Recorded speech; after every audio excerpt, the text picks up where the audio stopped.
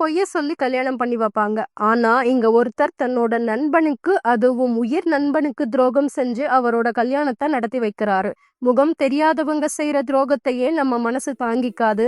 இங்க உயிர் நண்பனே துரோகம் செய்ய அந்த துரோகத்தை அனுபவிக்கிற நண்பர் இறுதியில உண்மை தெரிஞ்சு என்ன முடிவு எடுத்தாருன்னு வாங்க வீடியோக்குள்ள போய் பார்த்துடலாம். இந்த காணொளி மூலமா உங்களோட இணைஞ்சிருக்கிறது நான் ராணி.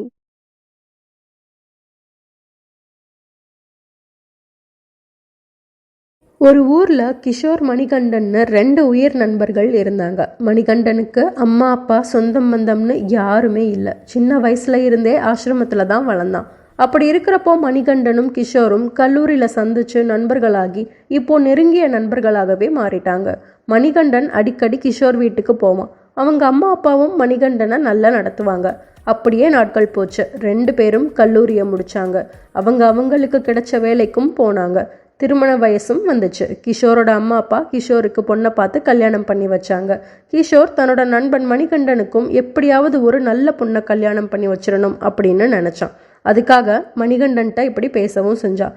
டேய், உனக்கு பொண்ணு பார்க்கலான்னு இருக்கேன்டா, உனக்கு எப்படிப்பட்ட பொண்ணு வேணும்னு சொல்லு, அதுக்கேற்ற மாதிரி பார்க்குறேன்னு கிஷோர் மணிகண்டன்ட்ட கேட்டான். என்னதான் நெருங்கிய நண்பனா இருந்தாலும் தனக்காக கிஷோர் இவ்வளவு செய்வான்னு மணிகண்டன் கொஞ்சம் கூட எதிர்பார்க்கல. சந்தோஷத்துல அவனுக்கு அழுக கூட வந்துச்சு. ஆமாங்க, பின்ன அழுக வராம இருக்குமா?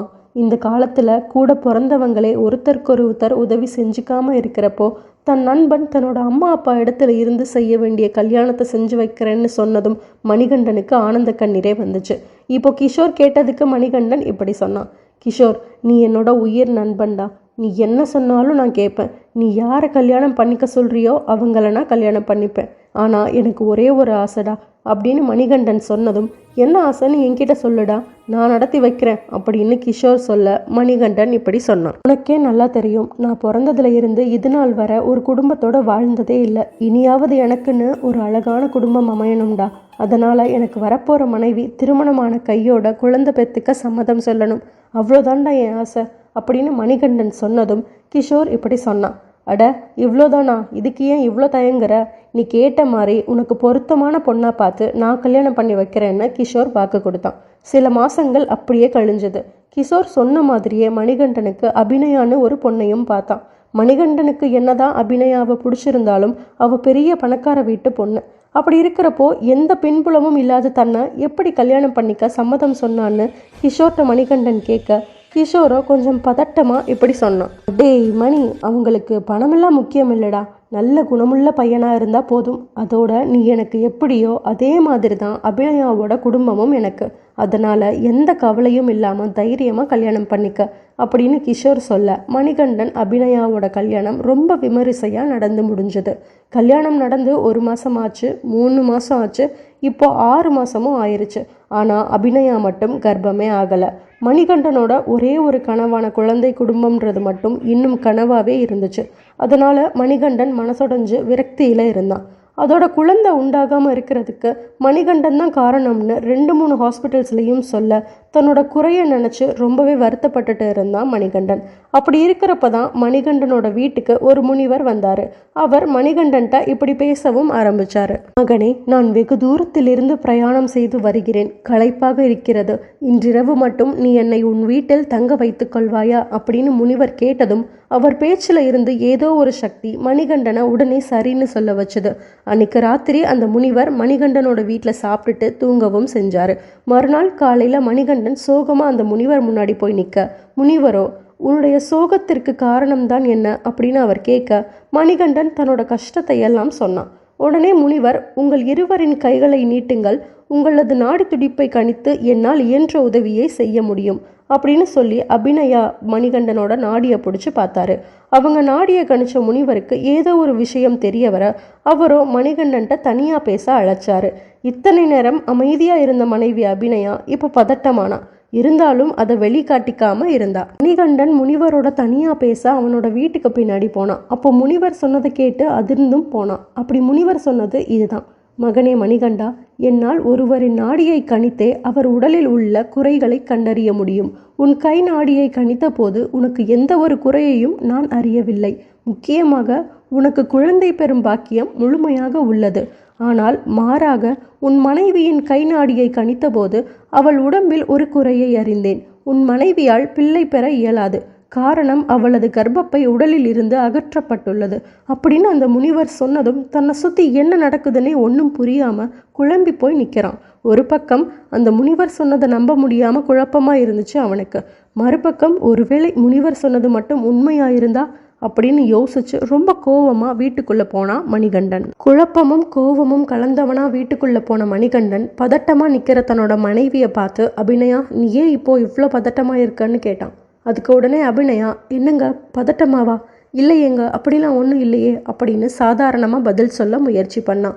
ஏதோ சரியில்லைன்னு புரிஞ்சுக்கிட்ட மணிகண்டன் அறைக்குள்ளே போய் கொஞ்சம் பேப்பர்ஸை எடுத்துகிட்டு வந்து அபிநயாட்ட இப்படி கேட்டான். என் கையில் இருக்கிறது என்னன்னு உனக்கு தெரியுமா அப்படின்னு அவன் கேட்டதும் அபிநயாவுக்கு ஒன்றுமே புரியாமல், என்ன பேப்பர்ஸுங்க இது, எனக்கு ஒன்றும் தெரியலையே அப்படின்னு சொன்னான். உடனே மணிகண்டன் இப்படி சொல்ல ஆரம்பித்தான். எனக்கு நிறைய கேள்விகள் இருக்குது, அதுக்கு உண்மையான பதில் இப்போவே வரணும்.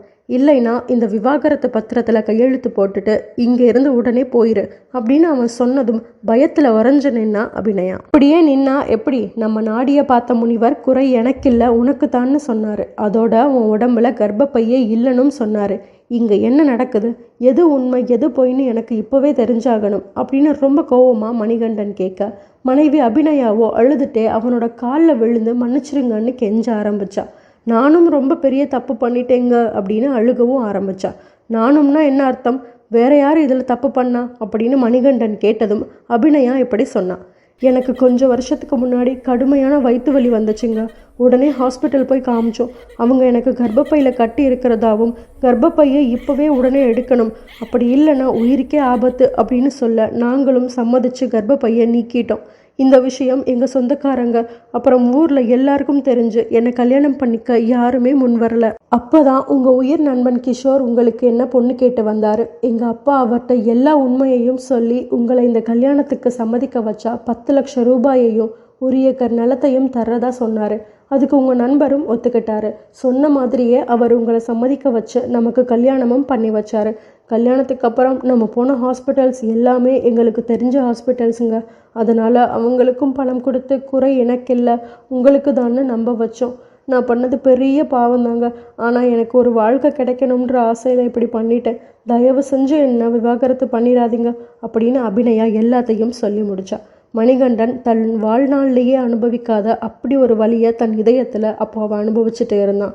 ஏன்னா நண்பன்னு சொல்லிக்கவும் உறவுன்னு சொல்லிக்கவும் மணிகண்டனுக்கு இருக்கிறது கிஷோர் மட்டும்தான். மணிகண்டன் தன் முகத்தில் எந்த ஒரு உணர்ச்சியையும் காட்டாமல் அபிநயாவை கூட்டிகிட்டு கிஷோர் வீட்டுக்கு போனான். அங்கே போனதும் அபிநயா நடந்ததை எல்லாம் கிஷோர்கிட்ட சொல்ல பயத்தில் அவன் நடுங்கியே போனான். ஆனால் மணிகண்டன் மட்டும் எந்தவித கோபமும் இல்லாமல் கிஷோர் பக்கத்தில் போய் நின்று, நான் உன்னை மன்னிச்சிட்டேன், கவலைப்படாத அப்படின்னு சொல்லி வீட்டிலேருந்து வெளியே வந்துட்டான். கிஷோருக்கு இப்போ கண்ணுக்கு எதுவுமே தெரியலை, உலகமே அமைதியாயிருச்சு. ஆனால் அவன் காதுக்குள்ளே மணிகண்டன் சொன்ன நான் உன்னை மன்னிச்சிட்டேன் அது மட்டும் ரொம்ப சத்தமாக திரும்ப திரும்ப கேட்டுகிட்டே இருந்துச்சு. மணிகண்டன் அபிநயாவை தான் வளர்ந்த ஆசிரமத்துக்கு கூட்டிகிட்டு போய் அந்த பேப்பர்ஸில் சைன் கேட்டான். அபிநயாவும் சைன் பண்ண போனான். பார்த்தா அந்த பேப்பர்ஸ் விவாகரத்துக்காக இல்லை, அதே ஆசிரமத்தில் இருந்து ஒரு குழந்தைய தத்தெடுக்கிறதுக்கான பேப்பர்ஸ். அதை பார்த்ததும் அபிநயா திரும்பி அழுதுட்டே மணிகண்டன் காலில் விழுந்தா. இந்த கதை உங்களுக்கு என்ன தாக்கத்தை கொடுத்துச்சுன்னும் உங்கள் வாழ்க்கையில் இந்த மாதிரி ஏதாவது நடந்துச்சானும் கமெண்ட்ஸில் சொல்லுங்கள். ஒவ்வொரு கமெண்ட்ஸையும் நான் கண்டிப்பாக படிப்பேன். நம்ம தமிழ் ஸ்டோரிஸ் சேனலை சப்ஸ்கிரைப் பண்ணிடுங்க. நன்றி, வணக்கம்.